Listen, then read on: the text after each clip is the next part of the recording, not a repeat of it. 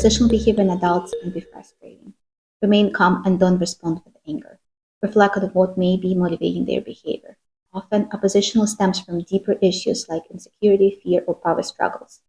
Set boundaries and be clear about what behavior you will or won't accept from them. Enforce boundaries consistently. Use empathy and try to understand their perspective, even if you disagree. Look for common ground. Avoid escalating the situation by attacking or shaming them. Use active listening and I feel statements.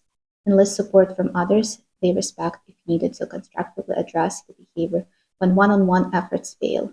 Be willing to reevaluate your own position. Sometimes careful self reflection reveals your own role in conflict. Above all else, do your best to preserve your integrity and relationships by addressing issues in a strategic, empathetic, yet firm manner.